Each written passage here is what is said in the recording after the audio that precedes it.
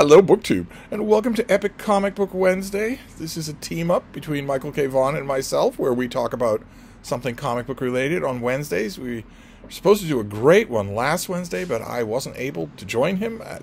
I want you to know that Mike gets to pick what we talk about, but if I don't join him on some Epic Comic Book Wednesday, it's not because I pettishly said, "Oh no, I simply won't do that." No, I'm game for anything that he picks.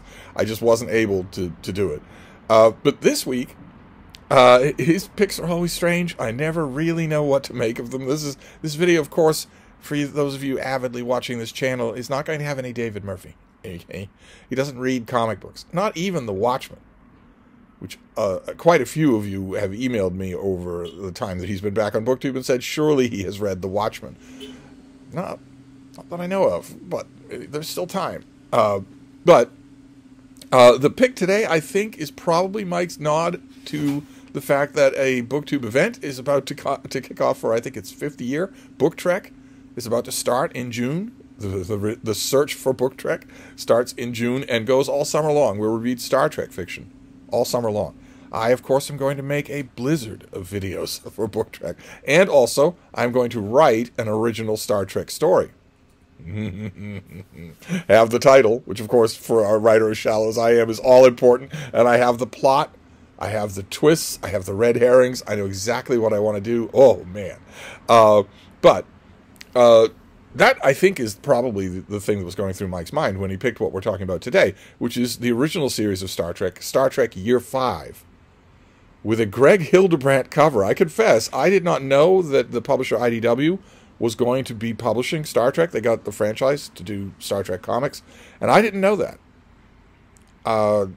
Alex Kurtzman Trek has canceled my interest in the show, so I don't keep up on Star Trek news. I don't do anything like that. So I didn't know that IDW was going to do this, and so when I was at a comic shop and saw a Greg Hildebrandt cover, good Lord, that's pretty much why I got this. I was assuming that it would be terrible. And it wasn't at all. Terrible. I don't know what Mike's going to say about it, but I loved it.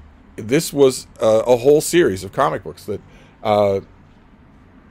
had just, you know, relatively photorealistic attempts here to make the characters look like the actors. I myself don't like that at all. Not just in this, but really in anything. Let me show you an example here. The main plot here involves the Tholians. Appear in one episode, the Tholian Web. The main episode involves them, but there is a very prominent other character who also appeared in only one episode, who plays a really important role in the storyline. And this cover will give you Star Trek fans a perfect hint of who it is. Yes, it's Gary 7. And that is, of course, his cat, Isis, who's not really a cat at all. And so it's easy to make Isis look normal. Here you go.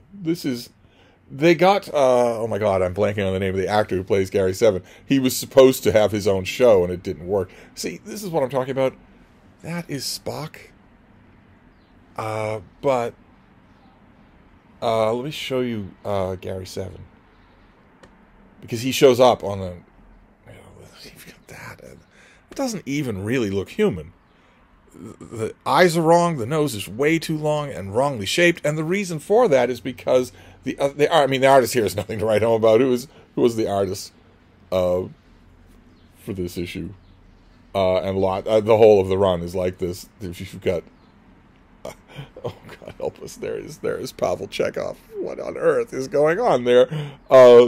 As I'm talking about this, let me get the credit here. The art is by Stephen Thompson, and I don't know. Stephen Thompson has a very good sense of panel design, a very good sense of how to move the action along in the story. So I don't know what he would be like if he weren't trying to make these characters look like the actors who portrayed them in the show. Like I was saying, I don't agree with that. William Shatner, Leonard Nimoy, DeForest Kelley, they are the actors who played these characters. But they don't go and have adventures. What we're considering when we watch these things is that what I'm considering when I watch these things is that I'm watching actors portray characters who haven't been born yet. So what I would like is a more stylized version of the characters that an artist could just draw freely without needing to study photographs, if you know what I mean, of the actors. Because when you study photographs, you're going to get horribly awkward stuff. You're going to get panels where the character not only doesn't look quite right, but doesn't look like anything. I would much rather that didn't happen. The example that I would give would be, actually, ironically enough, New Trek. The New Trek show that I like the most is Star Trek Prodigy, and that's a cartoon. And a number of Star Trek characters from the Gene Roddenberry era have shown up in that cartoon. Catherine Janeway being the most prominent one. And there it is stylized. It isn't. There's no slavish attempt to make the cartoon look like Kate Mulgrew. I think that would work much better. I've seen Star Trek done that way, but this does not do that. This gives there's Scotty, where you wonder what's wrong with his teeth. Now, when you're watching the original series and you're looking at Jimmy Doohan acting, you do wonder what's wrong with his teeth, but not in the same way. But this is it's a long, complicated story. It's one story that went over issue after issue after issue. I think they broke it up a lot because there's time travel involved as well. But the main story is that Gary Seven is traveling backwards and forwards all across the time scheme, to kill Jim Kirk. Apparently, he will be righting a great historical wrong if he does that. There's that, and there's a plot about a Tholian child. Tholians aren't human; they are carbon-based life forms. But the Enterprise encounters, basically adopts a Tholian child. You know, this is what they look like according to the continuity here, and this continuity has now also been codified on the small screen. So I guess Tholians look like giant spiders, and it's been codified that way in the books as well. There are actually Star Trek Year 5 novels that I've never read. I've never read even one of them, and there's like half a dozen of them. So I think they will be on the roster for Book Trek, definitely. This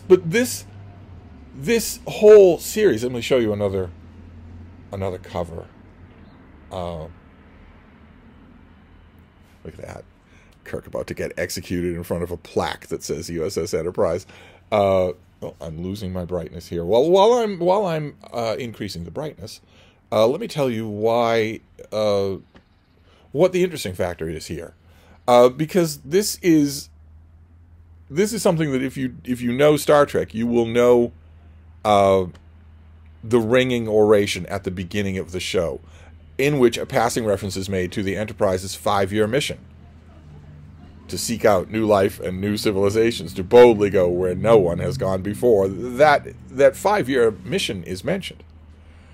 And the idea behind this storyline is, well, what is that? What would that be? What would be the conclusion of the first 5-year mission of the USS Enterprise, NCC 1701? What would be the conclusion of that storyline? Because we don't see it in the original show. The show got 3 seasons. Some of us fought like hell to give it more seasons, but you would never have concluded anyway. Aside from rarities like MASH or All in the Family, shows back then didn't conclude any more than they began. It just kept going. So there would have been a last episode, but there wouldn't have been a conclusion the way there's been in almost every Star Trek iteration since. But we would have gotten further along in the Enterprise's mission, and that never happened. And that has led to an endless amount of fan speculation about what that would be like, because we know one thing for sure, which is that a little later on, Kirk and his crew are legends in the Federation. Now, the stuff that they did during the episodes that we get in the original series would be enough for that. They save all of civilization, all of the universe, a couple of times. That would be enough, but you sense that there would be more, and you don't know it. None of that stuff has ever been done. None of that stuff is ever canon. And despite the fact that this IDW production is an officially licensed franchise of Star Trek, this is not canon either. We've gone through this on Book Trek many years. That canon in Star Trek is what's on the screen. But you might think, okay, surely that's an incidental thing. You've told us about the Tholian, you've told us about Gary 7. Surely the fact that it's the end of their 5-year mission is an incidental thing and doesn't really matter. But think about it. I'm sure that even if you're not a Star Trek fan, you've probably seen Star Trek the Motion Picture. The big screen movie that brought Star Trek back from the dead and made it a franchise. Well, what do we see in that movie? There are 7 core characters in Star Trek, in the original Star Trek. The bottom ones are Sulu, Chekhov, Uhura, and Scotty. And then there's the big 3. Kirk, Spock, and McCoy. And what do we see when Star Trek the Motion Picture is starting? That radical changes have taken place in their lives. Uhura, Scotty, Chekhov, Sulu, they still are on board the Enterprise, serving on board the Enterprise. But the big 3? Spock has retired to Vulcan in order to rid himself of all traces of human emotion. That's a gigantic reaction. That is not the Spock that we see in the original series who's fighting with his human emotions. That's not that at all. That seems very much to be a response to trauma. And same thing with Bones McCoy, who has left Starfleet and retired to become some sort of long-bearded hermit in the backwoods of Georgia. That is huge. McCoy has been serving with Starfleet for a long time. That is huge. No movie ever mentions why that happened. It just did. On the screen, that is all we get. We don't get any explanations. And maybe most shockingly of all, I mean, McCoy leaving Starfleet and Spock leaving Starfleet, that's big, that's outward. But I think that the biggest shock of all is Kirk taking a desk job. When Star Trek the Motion Picture opens, Kirk is an admiral. He's an administrator. Those 3 things are huge. And Star Trek fans and fan fiction, and also a couple of really well-regarded novels, have obviously wanted to answer the implied question. What happened? What happened to those 3 guys? It must have been something, and it was probably the same thing that caused them to just, their whole worlds to just change. So there is a storytelling freight to this series. And it does an okay job. It does an okay job with that. It doesn't, in my opinion, the thing that happens is not dramatic enough. You get this, for the final issue, you get this iconic cover that directly speaks to what I'm talking about, right? Because they're marching towards you are our classic characters, but in that the panels above them, we see their future selves. We see what they'll be like in Star Trek the Motion Picture, which takes place months or even more than a year after the Enterprise comes home from her 5-year mission. The ship goes into space dock and is being massively refitted for another 5-year mission. Under the same captain? No. Under Matt Decker. So, aside from the Tholian plot and the Gary 7 plot, any comic book that calls itself Star Trek Year 5 has got to answer this implied question. And the writer here does try. I don't think that was my least favorite part of this. This is really, really good original Star Trek adventures. It's great to see Gary 7 back and fleshed out with more information. It's great to see the Tholians again. It's great to see all these characters doing things and having adventures that very much are contoured to feel like original series adventures. So it was great to revisit it. Actually, a lot of this was not a revisitation. I read that first issue because of the Greg Hildebrandt cover, and I read the second issue, and then I stopped. It wasn't Star Trek Year 5's fault, and it also wasn't directly the fault of Alex Kurtzman's New Trek. It was just that I stopped going to comic shops. It just wasn't on my route anymore, so I stopped. So a large bulk of this story I had not read before, and it is very entertaining.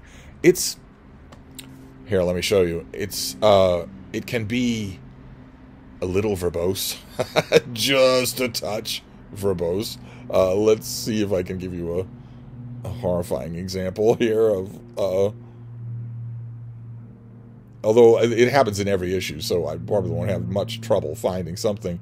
Characters tend to talk for whole pages, is what I'm saying. They tend to talk for whole pages, and just blocks of prose for whole pages, and that's bad.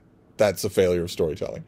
Okay, well, I'm not going to call up any of that, but you can imagine it. But now that I've got this here, I do want to show you one very neat thing from that final issue. This issue wraps up the Tholian plotline. It wraps up the weird emotional upheavals that the characters have been feeling. It wraps up a lot of the subplots. It brings all the characters to where they are roughly when we meet them at the beginning of Star Trek the Motion Picture. But the last thing that we see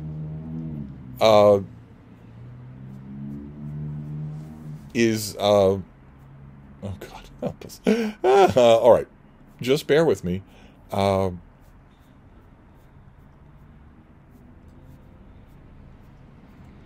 maybe it's not this issue. Let's try this one. Yeah, the last thing that we see, the last people on board the Enterprise are Kirk and Spock, and they leave the bridge, and the turbolift door closes, and you've just got the bridge there with the lights off. That was rather touching, and I could easily imagine someone doing an original series episode that gave us that moment. But that is kind of what I'm talking about. Kirk and Spock are on the bridge.